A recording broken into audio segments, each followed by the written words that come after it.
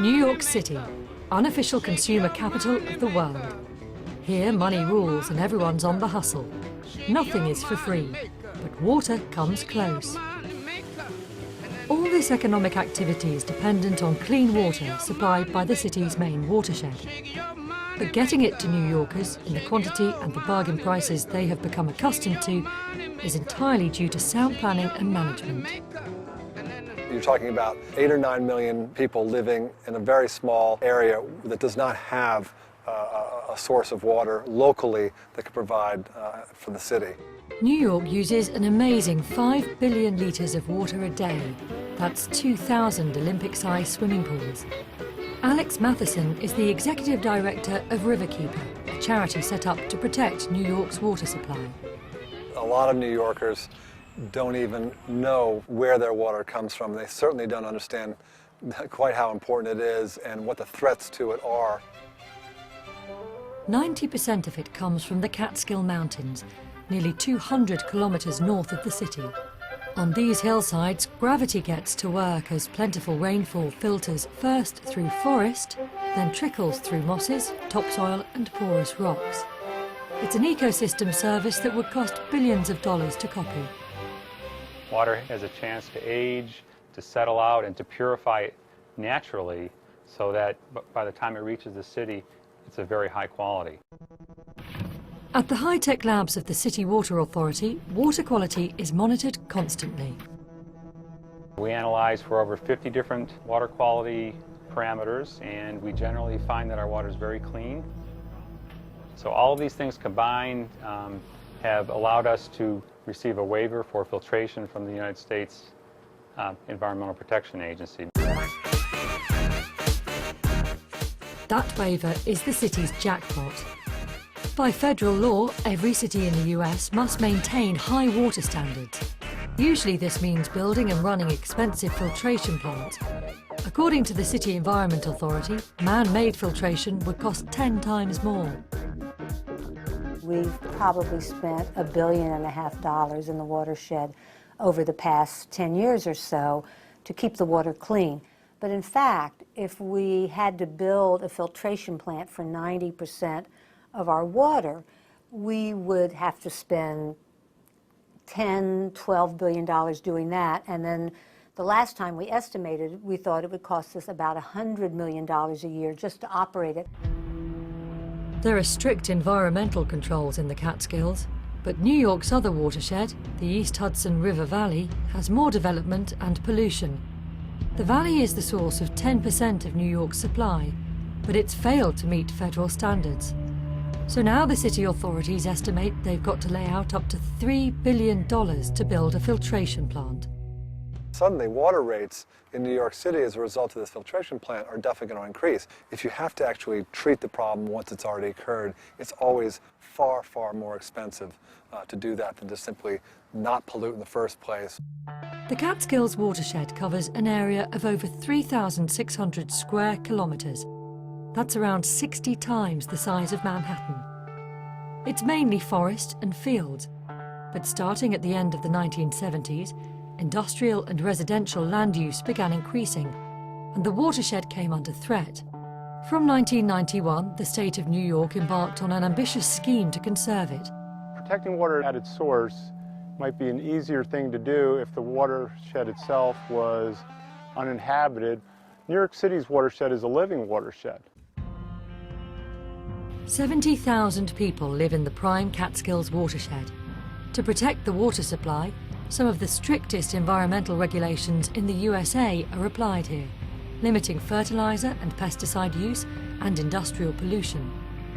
In return, the locals get $100 million in investment. We are helping a community that frankly has been economically struggling for a long time in return for helping us to preserve the areas and provide 9 million people with their drinking water. So a protected nature has given New Yorkers water bills which are lower than the average for a US city, despite it being one of the most expensive cities in the world. For the authorities that supply clean water to water-guzzling New Yorkers, the $100 million price tag is a mere snip. Through this natural investment, the city provides water at 7 cents a litre, almost half the cost in Atlanta. In all likelihood, the vast majority of New Yorkers never give this example of good governance of nature a passing thought. People say to me, water, it's rain, it should be free, just like the air. And really, when you think about it, polluted air is free. Clean air takes a lot of planning and a lot of investment. And the same thing is true with water. To keep it clean takes a lot of planning and investment. New York is an example of what sound management can achieve when working with communities and the ecology to save money. But valuable watersheds lie in countries with much less money, less political stability, and less technological know-how than the world's superpower.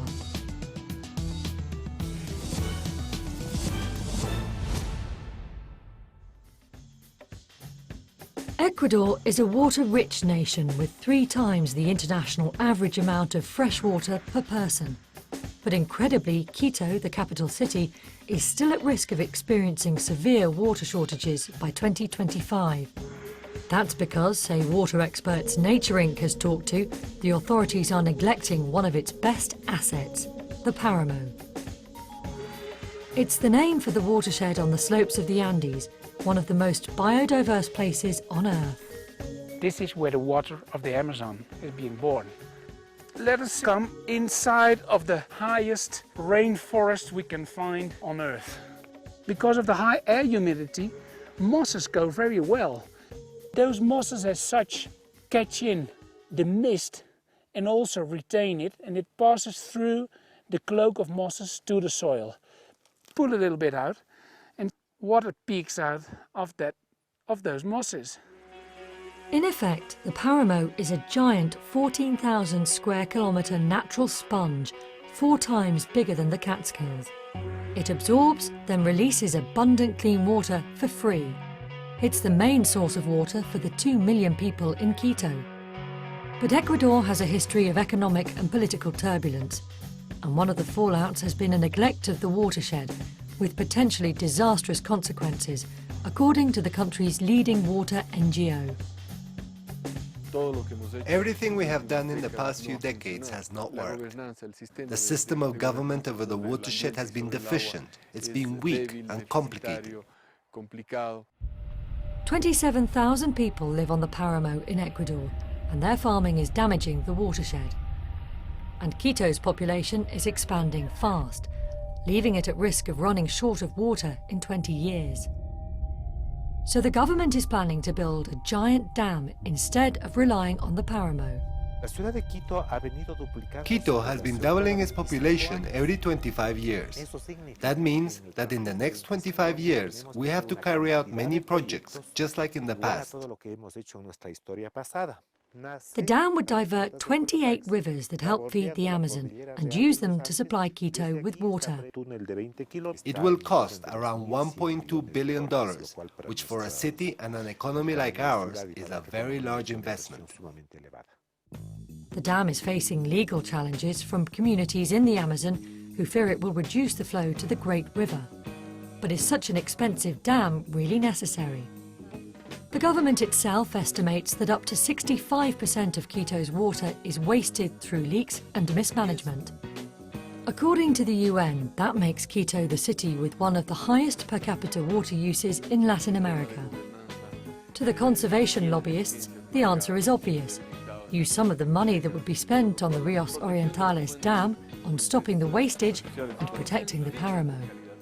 Instead of the Rios Orientales with their environmental impact, we can also invest to make sure that the demand per capita decreases.